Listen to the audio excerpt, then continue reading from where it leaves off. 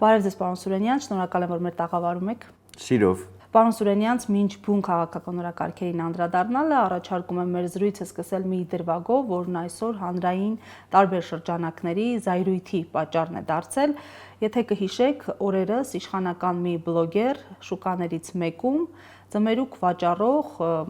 մի քաղաքացու հարցապնդումների ենթարկեց, ինչին ի պատասխան այդ քաղաքացին 3 միլիոն վարչապետներից մեկը Հայաստանի Հանրապետության հպարտ քաղաքացին հերոս հարկատուն պատասխաններ ուղղեց նրան, իշխանական բլոգերը հաթաթա տվեց, թե խուլիգանության հոդվածով դադվելու ես եւ ինչ նախորդին քննչական կոմիտեն հաղորդագրություն տարածեց, որից տեղեկացանք քրեական վարույթ է նախաձեռնվել հենց խուլիգանության հոդվածով այդ անձին վերաբերվող։ Դուք մի առիթով ասել եք, որ պետական ինստիտուտները օգտագործում են քաղաքական հաշվեհարդարների համար, թերևս սա կարելի համարել այդ դրվագներից մեկը, բայց որն է լուծումը, եթե մասշտաբային ավելի ծանոթ դեպքերում Կարապետյանի, Ծառուկյանի լուծումները այդպես էլ չեն գտնվում։ Գիտեք, մասնավոր դեպքին անդրադառնալը անիմաստ է, որովհետև սա արդեն ընդհանուր երևույթ է, դուք շատ ճիշտ նկատեցիք։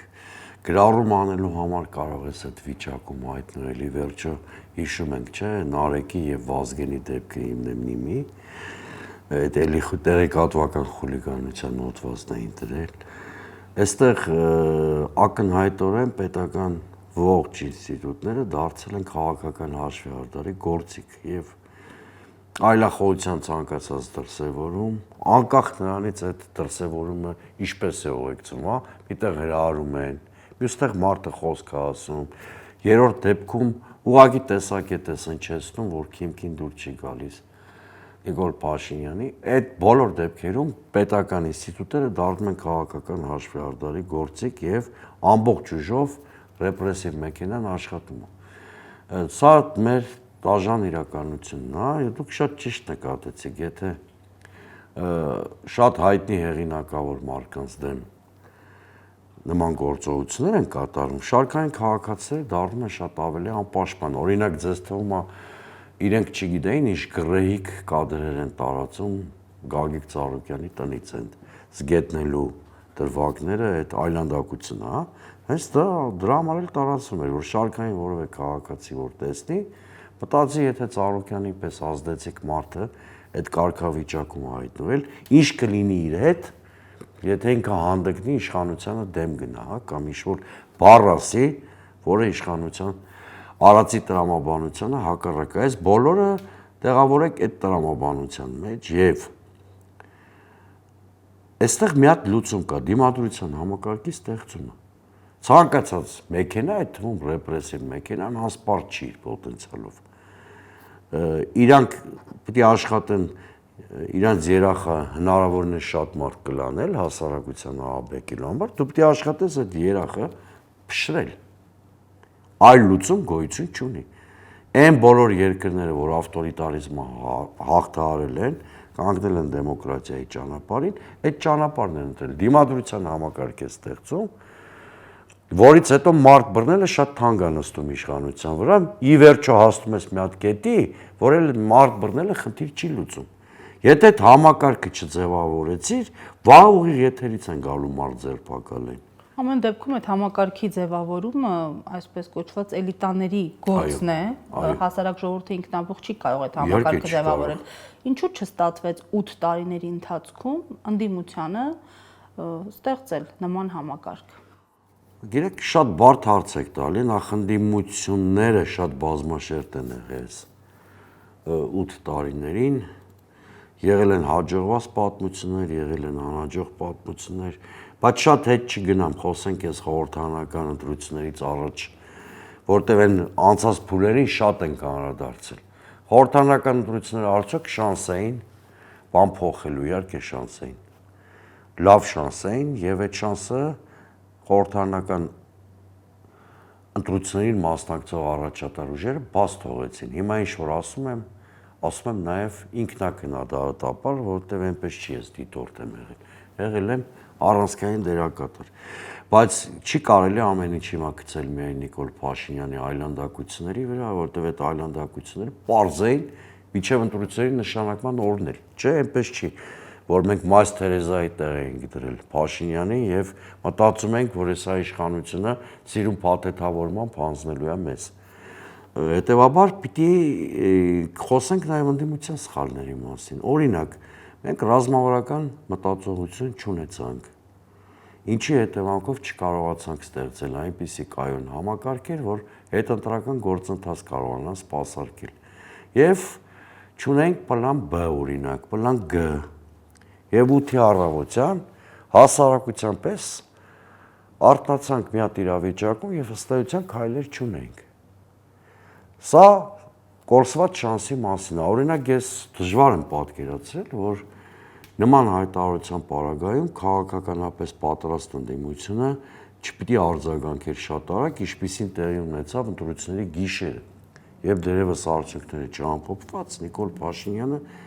ինքնահռչակվեց որպես վարչապետ։ Սա իշխանության յուրացման ռեալ դրսևորում էր, որովհետև ինքը չէր կարող այդ պահին, նույնիսկ մեծ ցանկության դեպքում ամփոփիչ արդյունքներ ունենալ, այն պարզ պատճառով, որ հաշվարկի գործընթացը ընթանում էր։ Հետո ընդդիմությունը այս պահը բաց թողեց։ Պարզ էր, որ արագ հեղափոխական սցենար չի լինելու, որովհետև դուք էլ լուսաբանում եք, շատ ակտիվ տեսել եք ՍԴ-ի դիմաց, ԿՀ-ի դիմաց եւ այլն։ Հիմա շատ պարզ խնդիր է ընդդիմության առաջ։ Մենք կարողանում ենք համակարգեր ստեղծել եւ տարի ու տարուկեսպան ընթացքում քաղաքական խնդիրը լուծել, թե իշխանությունը օգտագործելով մեր քաղաքական անկարողությունը շարունակելու է ռեպրեսիաները, դեվալվացնի ընդդիմությանը եւ այլն եւ այլն։ Ես մի անգամից ասեմ, որ իշխանության խնդիրները չեն պակասել, շատացել են։ Որ ուրիշ բաներ էլ չասեմ, երկու հանգամանք հերիքա։ Ռուսաստանի հետ աննախադեպ ճգնաժամը եւ այդ ոչ լեգիտիմության խարանը, որ դաջվել է Նիկոլ Փաշինյանի ճակատին, ինքը այլևս լեգիտիմ ղեկավար չի, ինքն էլ շատ լավ գիտի այդ։ Եվ հետևաբար հիմա հասարակության ընդդիմադիր շերտերը էլ 5 տարի չեն տալու ընդդիմությանը։ Այն նախորդ փորձից դասեր են քաղել, հիշում եք, չէ, 21-26։ Հիմա շատ արագ կամ առաջիկա ամիսներին ընդդիմությունը արդյունավետ օրակարգ առաջարկելու համակարգեր եւ ճանապարհային քարտեզ եւ հասարակություն դրա շուրջ մոբիլիզացվելու, հա, կամ հասարակության բևեռացումը եւ տրամադրությունների արմատականացումը բերելու անդիմադիր ավելի արմատական հարթակի ձևավորմանը։ Այսինքն այս մենք բոլորս ընդդիմադիր, ինչպես դուք ասեցիք, առաջնորդությունը կամ էլիտան շատ կարճ ժամանակ ունի հասարակությանը արդյունավետ լուծումներ ներկայացնելու համար։ Լուծումները որքանով են հնարավոր աշխարհաքաղաքական առկա իրողությունների պայմաններում, արդյոք Հայաստանի Հանրապետության ներքաղաքական կյանքը կարող է առանձին գործել տարածաշրջանային process-ներից։ Ես նկատի ունեմ, եթե օրինակ Փաշինյանի շուրջ կա այսպես կոչված թեկուզ որոշ դերակատարների կոնսենսուս, հնարավոր է ընդդիմության հաջողումը։ Փաշինյանի շուրջ որոշ չկա, եկեք շատ հստակ նշենք այն ուժերը, որ Փաշինյանին աջակցում են, որպեսզի մեր հասարակությունն էլ իմանա, հետո որ երկրներից է հաշիվ պահանջելու այս այլանդակության համար։ Ադրբեջան, Թուրքիա, Եվրամիություն, Ամերիկայի Միացյալ Նահանգներ, Իսրայել։ Շատ կոնկրետ շրջանակ կա, որոնք ամեն կերպ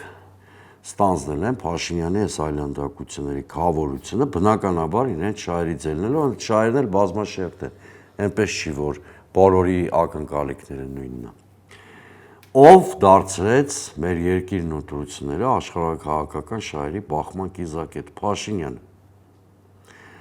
Սա արդյոք ենթադրում է, որ ընդդիմությունն էլ անպայման պիտի կաշկանդի իրեն որևէ արտաքին քաղաքական կենտրոնի աջակցությամբ եւ իր բոլոր գործողությունները պայմանավորի դրանով։ Ենթադրենք Ռուսաստանի։ Իհարկե ոչ։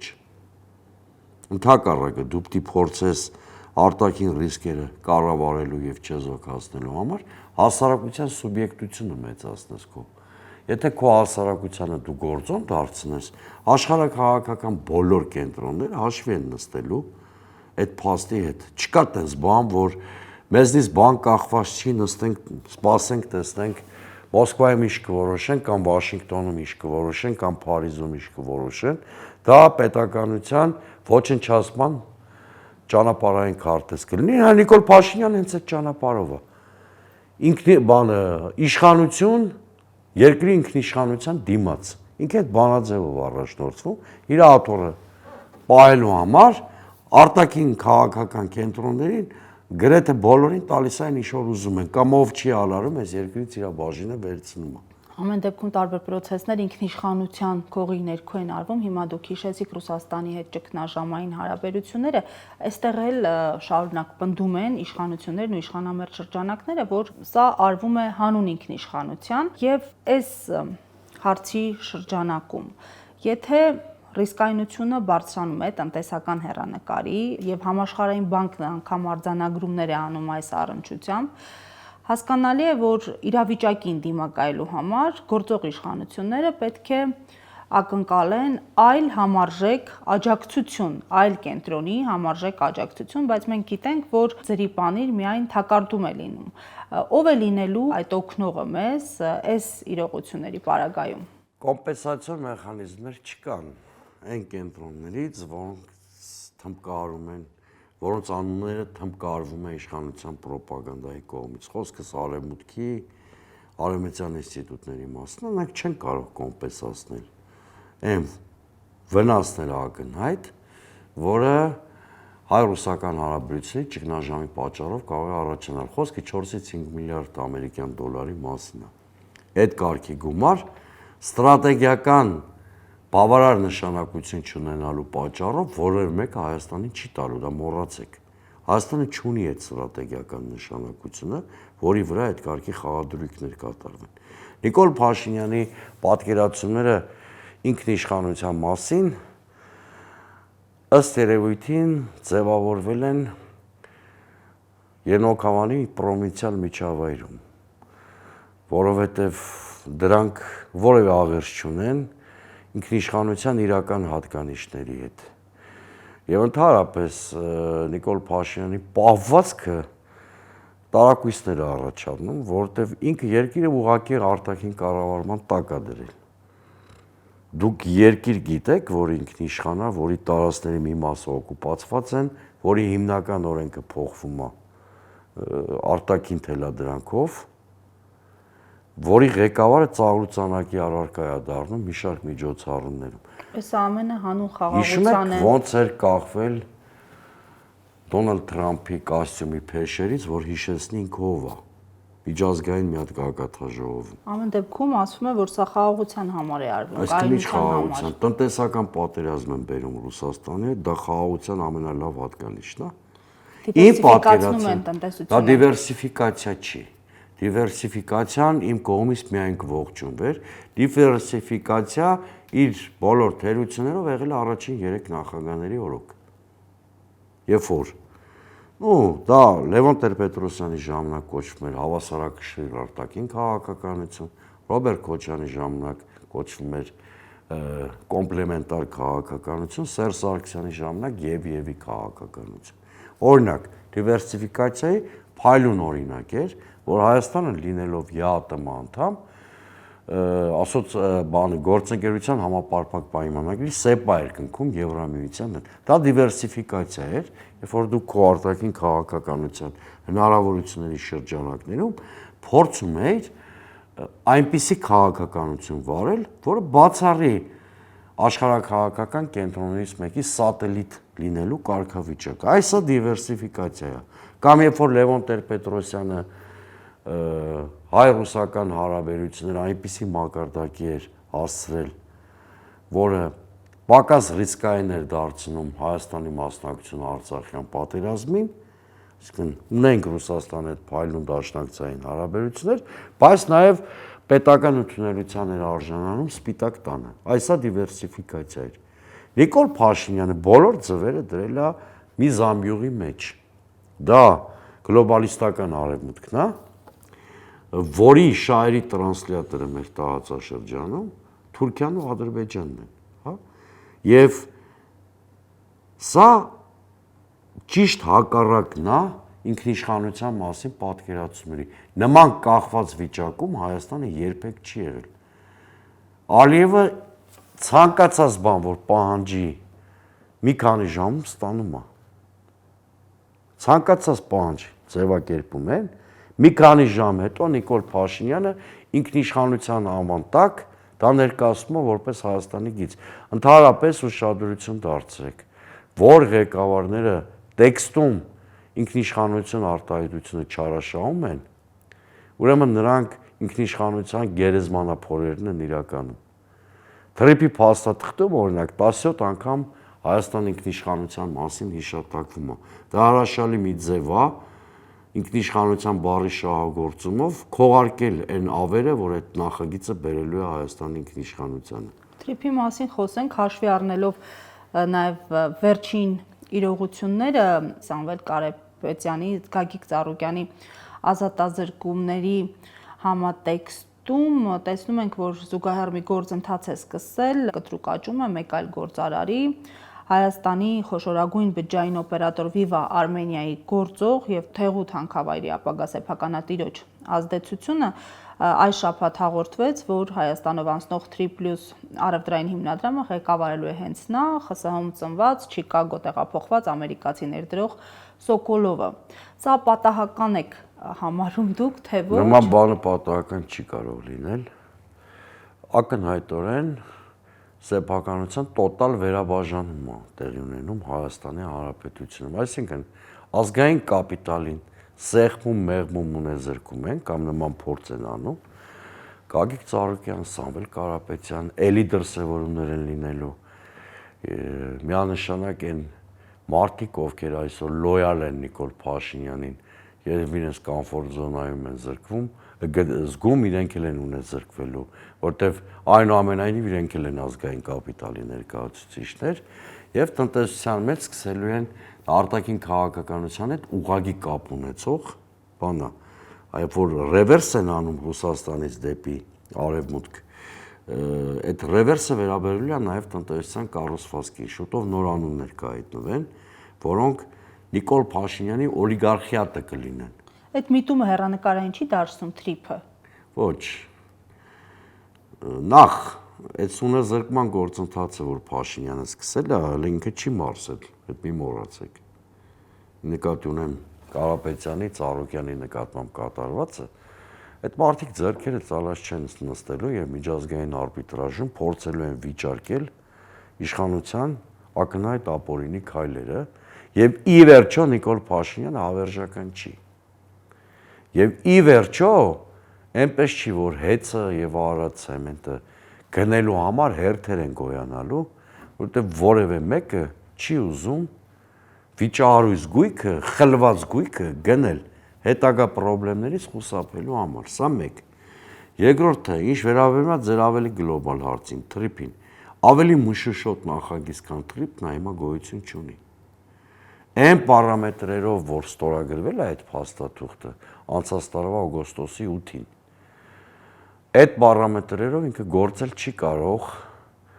Միացյալ Նահանգների կամքից անկախ, այսինքն այդ թրիփի ստորագրումից հետո տեղի ունեցել Իսրայելի եւ Միացյալ Նահանգների ագրեսիվ հարձակում Իրանի Իսլամական Հանրապետության վրա, հիմա էլ շարունակվում է այդ էսկալացիանի դեպ։ Իդեպ Իրանից զգուշավոր հայտարարությունները արդեն մի փոքր թեքվել են եւ արձանագրումներ են արվում թրիփի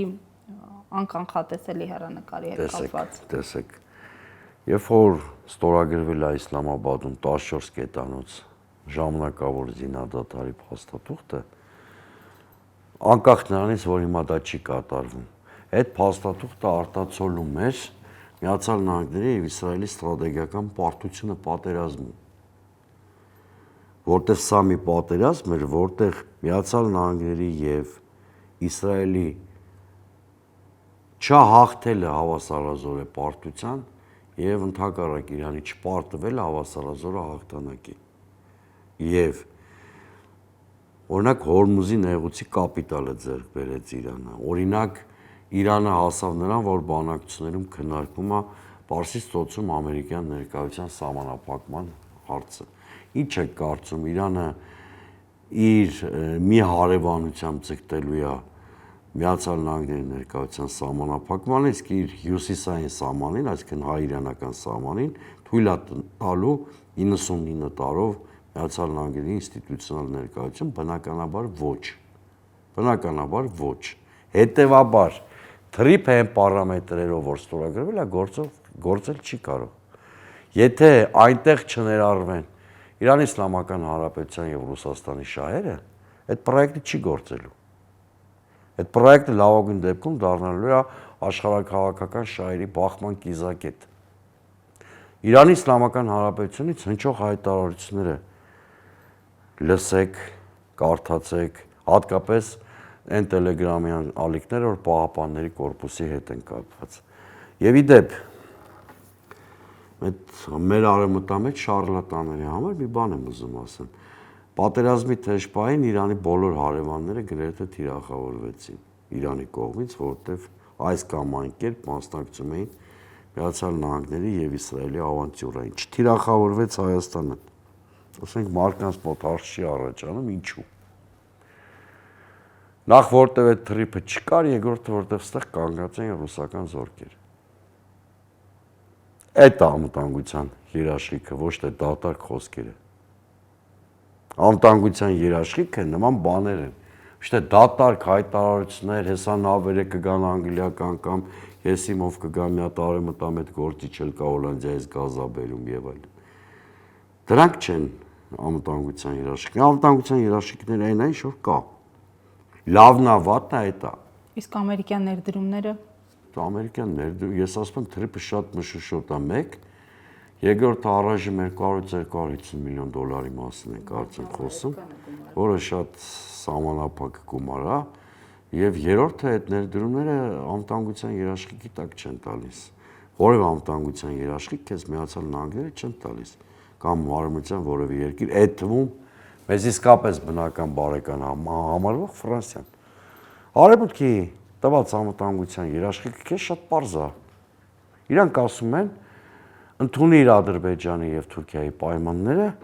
այդ պայմաններով ձևավորի խաղաղությունը, դա կլինի քո անվտանգության երաշխիքը։ Պատահական չի, չէ՞, որ Ալիևը գնում է շատ կարևոր փաստաթղթեր է Մերցի հետ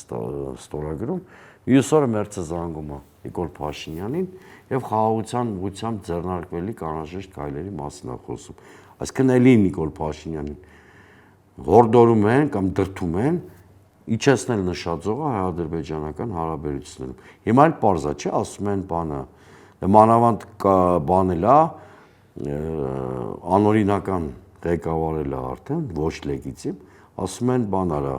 անկլավների սահմանադրության հարցը լուծի, որ Ադրբեջանի հետ խաղաղություն լինի, մենք էլ երաշխիքներ կտանք։ Դա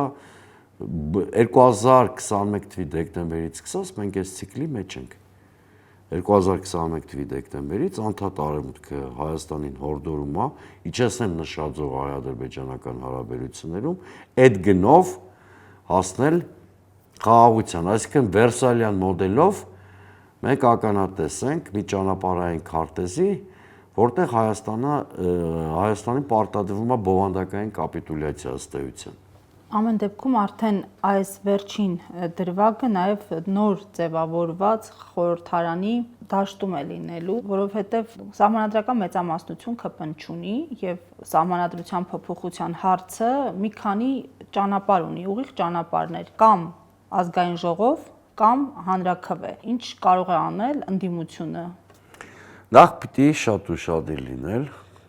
խորհրդարան մարդկանց գործողելուց, որպեսզի հանկարծ անասնագողության սուբյեկտներ այնտեղ չլինեն, որովհետև քաղաքական անասնագողության մասին եմ ասում, որպեսզի այդ 4 թե 5 մանդատի բացը ԿՊ-ն չկարողանա լրացնել, այդ վտանգը միշտ կա, մանավանդ գործիչների պարագային, որոնք փորձառություն չունեն եւ չեն անցել ինչ-որ ճանապարհ, որ իրենց մոտ իմունիտետ ձևավորած կլինի, սա մեկ։ Երկրորդը դա տրիգերներից մեկն է, որը պետք է ընդդիմությունը օգտագործի շարժում գեներացնելու համար, այդ զիջումները։ Դա տրիգերներից մեկն է, որը Նիկոլ Փաշինյանը փորձել է սահմանադրություն փոխել, այդտեղ պետք է ընդդիմությունը ապացուցի իր կենսունակությունը եւ երախը Նիկոլ Փաշինյանի քաղաքական երախը փշրի։ Դա հենց այդ տրիգերներից մեկն է։ Կանի էս ընդդիմությունը, թե ոչ, ես չեմ ուզում հիմա կանխակալ գնահատական հայտնեմ, ասում եմ սա այն ամենաճակատագրական իրաց թեստերից մեկն է լինելու։ Երկրորդը ես մեր ընդդիմադիր բոլոր գործընկերներին խորհուրդ կտամ կեղծ էլիտարիզմից իջնել մի քիչ ներքև, այդ թվում ինձ ու մյուսներին։ Եվ ճիշտ օգտագործել են սոցիալական դժգոհությունները, որ կուտակվում են Հայաստանում։ Միայն ազգային հարցերի հիմքով հասարակությանը չես կարող կոնսոլիդացնել։ Սխալներից մեկը, որ մեր ընդդիմությունը 5 տարի կամ 7 տարի կամ 8 տարի, եթե կուզեք, չհասկացավ, որովհետև մարկանց որպես կանոն հնարավոր է լինում կոնսոլիդացնել, երբ որ գրպանները դատարկվում է այդ մարկանց։ Բայց լիքը խոստումներ են տվել Եվրոպայից եկող սուբսիդիաներով, ասել են եւ խոստումներով վստահեցել են, որ ամեն ինչ լավ է լինելու։ Ոչ մի Եվրոպա 4-ից 5 միլիարդ քեզ չի տալու։ Հա, դուք մի հատ հարց եք տվել, որին ես կիսատ պատասխանեցի։ Մաքսիմում ինչին կարող է ձգտել կամ հասնել Նիկոլ Փաշինյանը, Թուրքիայի կողմից տնտեսապես կլանվելն է Հայաստանի, Թուրքիայի եւ Ադրբեջանի։ Իրենք ինչ-որ խնդիրներ կարող են լուծել, բայց դա կլինի քո ինքնիշխանության գերեզմանափորը վերջնականապես, որովհետեւ աջարական մոդելը կբերենք կիրառեն Հայաստանում, որ թուրք-ադրբեջանական կապիտալը Հայաստանում դառնում է գերակա։ Այսինքն քո սնկացող գյուղացիական տնտեսությունները բանկերում բանում չէ, իրանք խնդիրներ հիմա ունեն, այդ խնդիրները կօգտագործեն շատ տարակ այդ ադրբեջանա-թուրքական կապիտալը եւ քո գյուղատնտեսությունը կկլանի։ Այս վտանգը կա։ Իդեպ մի տվյալ կարդամ, Եվրամիության 27 անդամ երկրների համախառն պետական պարտքը հասել է 15 տրիլիոն եվրոից ավելի, սա պատմական ռեկորդային ցուցանիշ է։ Ըստ ձեզ Հայաստանի իշխանությունները տեղյակ են այս ցուցանիշի մասին, Պապոյանը անձամբ օրինակ։ Պապոյանը ինձ թվում է նույնիսկ տեղյակ չի ինքը ինչ միջավայրում է գտնվում։ Մաքուր քաղաքական, բարոյական առումով ամենախսունակ մարդու մասին եք խոսում, որի որևէ հայտարարություն ես չեմ էլ պատրաստվում մեկնաբանել։ Ինքը ինձ թվում է ամեն օր հայլու մոտ իր այդ կռիվ անում։ Այդ կարգի մարդ է, այլ գործիչ է։ Իսկ ինչ վերաբերում է Նիկոլ Փաշինյանին, ինքը չի կարող չհասկանալ։ Լավ, հատ օրինակ բերեմ։ Գերմանիայի տնտեսությունը կոլապսի մեջ է։ Այն պատճառով, որ Գերմանիան զրկվել է համեմատաբար էժան ռուսական գազից։ Էներգակիրների մյուս աղբյուրները ավելի թանկ են, ինչի պատճառով Գերմանիայում տնտեսության կոլապս է։ Դա Եվրամիության մատորի մասին է խոսքը, Եվրամիության շարժիչ պետությունն է Գերմանիան։ Իր վրա է կառուցված ամբողջ ինտեգրումը։ Կամ իր եւ Ֆրանսիայի դաշինքի։ Հիմա ոնց եք պատկերացնում, որ այդ ինստիտուցիոնալ խնդիրներ ունեցող Եվրամիությունը պիտի օգնի Հայաստանին։ Եվրամիությունը շատ շուտով դադարելու է միասնական քաղաքական տնտեսական միավոր դիտվել։ Մյուս տարի Ֆրանսիայում եւ մի շարք այլ կարևոր երկրներում ընտրություններ են, որտեղ եվրոսկեպտիկների հաղթանակի հնարավորությունը շատ մեծ է։ Դրանից հետո Եվրամիությունը կորցնելու է իր միասնականության այցեքարտը։ Դու մի բանի վրա ես հույս դնում, որը ինքը որպես ինքնուրույն աշխարհակաղակական միավոր խորը ճգնաժամի մեջ է։ Ասեն ճգնաժամի մեջ է նաև Ռուսաստանը։ Հա։ Հետո ինչ։ Սա ուրիշ բան եմ ասում։ Բեր այլընտրանք համըտանգության, անվտանգային այլընտրանքային երաշխիքները ապրանք չի, որ լիստեյով ման գանք։ Բերեք անվտանգային ռեալ երաշխիքներ, որ մեզ պատրաստ է տալ Ֆրանսիան, Եվրամիությունը, Միացյալ Նահանգները, քննարկենք։ Եվ որ չեն տալիս երաշխիքներ, շահագրգռված չեն այդ հարցում։ Ինչն են քննարկում։ Վատնա Ռուսաստանի անվտանգության երաշխիքները կամ թերիա կատարում իր դաշնակցային պարտավորությունը Ռուսաստանի իհարկե։ Ամենաշատը ես եմ այդ մասին խոսել։ Իսկ ով ասես, որ Ռուսաստանը շատ բարեխիղճ դաշնակից է, բայց չի կարելի ծակ անվտանգային համակարգը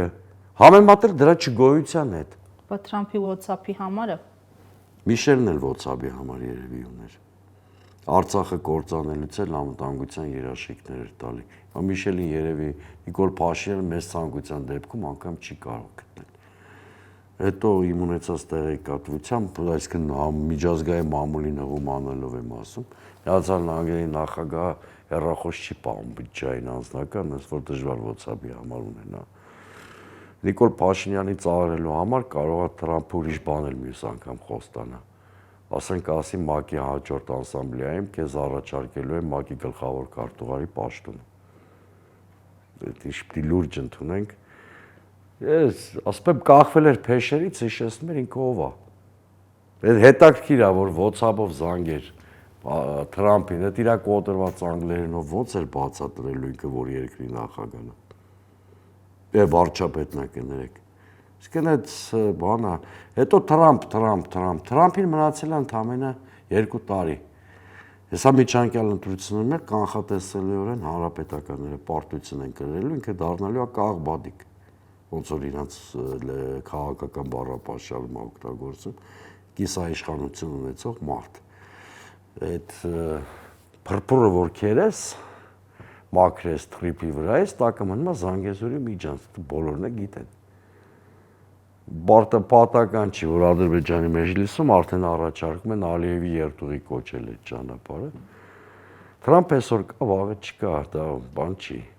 Դիկտատոր չի, որ կարա հավերժ մնա Միացյալ Նահանգները։ Հետո Թրամփը կոնկրետ շահեր ունի Ադրբեջանում, այսինքն Միացյալ Նահանգները, ինչ շահեր ունի Հայաստանում։ Այդ ճանապարհը Հայաստանի մասին չի, դա նույնիսկ Ադրբեջանի մասին չի։ Թրիփը դա կենտրոնական Ասիայի ռեսուրսները Եվրոպա հասցնելու մասին է, շրջանցելով Իրանը, Չինաստանը, Ռուսաստանը։ Սա ինչ կապ ունի քո հետ։ Կամ նույնիսկ արտարադատության նախարարությունը տալիս է եզրակացություն ՍԴ ուղարկելու համար այդ վավերացման գործընթացի շեմի։ Չի կարողանում թաքցնել, որ թրիփը հակասում է Հայաստանի Հանրապետության մի շարք օրենքների։ Դա Հայաստանի իրավազորությունը սահմանափակող նախագիծ է, դա իրականություն չի դառնալու։ Իզուր են դրա մասին այդքան, կամ էլ Հայաստանը լիբանանացման ճանապարհով է գնալու, այն որ ազդեցության գոտիների է երկիրը բաժանվում։ Այդ չի կարող իրականանալ։ Իրանը, Ռուսաստանը թույլ չեն տալու այս պարամետրերով թրիփը կենսագործի։ Շատ վատ բան եք ուզում լսել։ Ռմբահարելու է Իրանը այդ տարածքը։ Թե մեզ թվում է մեր բանը մեր արունը ավելի կարմիր է, քան սաուդիտների, Միացյալ Էմիրությունների, Կատարի, Բահրեյնի, այն բոլոր Իրանի հարևան երկրների, որտեղ ամերիկյան ինֆրաստրուկտուրաներ կան, ինչի պատճառով ռմբահարվում են։ Այլ իշխանության պարագայում այս վտանգները կանխել հնարավոր է։ Գիտեք, անդադ մենք հասնում ենք անշրջելիության ինչ-որ կետի, որ ավելի է բարդացնում ցանկացած նոր իշխանության գործ։ Օրինակ, որևէ նոր իշխանություն չի կարող հետ բերի, հետ շրջի Արցախի էջը կամ այն Տաուշի փուլը ինչքան հապաղենք, այնքան բարդանալու է նոր իշխանության գործը, բայց դերևս շանս կա Հայաստանի Հանրապետությունը տարածքային այս պարամետրերով որպես ինքնիշխան պետություն պահպանել։ Դերևս շանս կա։ Եթե շատ հապաղենք, դրա մասին էլ շատ մեծ պայմանականությամբ արդեն կարող ենք խոսել, որովհետև ամեն բաց թողված պատմական հնարավորություն ավելի ծանր հետևանքներ ունենում։ 21 թվականի հետևանքը Արցախի կորուստը եղավ։ Հունիսի 7-ն էլ է հետևանք ունենալու։ Հնարավոր չի հավաքական անպատասխանատվության պայմաններում ակնկալել, որ ռիսկերը կչեզոքանան։ Հունիսի 7-ը հիշեք ասածս, մի քանի ամիս հետո խոսենք։ Շատ ավելի ծանր կորուստ կարող է ունենալ, որտեվ եթե հունիսի 21 թվականի ընտրությունը հայ-ադրբեջանական հարաբերություններին էր մեծ հաշվով վերաբերվում, ինչը բերեց Արցախի կորուստին։ Սա Ռուսաստանի տնտեսական պատերազմ հայտարարելու ընտրություն էր։ Մարդիկ չեն կարող չգիտակցել ինչի համար են քվեարկում։ Եթե չեն գիտակցել, ավելի վատ։ Իսկ Ռուսաստանի այդ հակադրությունը առանց վախենալու, ասեմ, շատ ծանր գինանստելու հայ ժողովրդի վրա։ Ես որևէ մեկին, անգամ դուշմանիս Ռուսաստանի պես թշնամի չեմ ցանկանա։ Հասկանալի ձեր տեսակետը, շնորհակալություն։ Ես եմ շնորհակալ։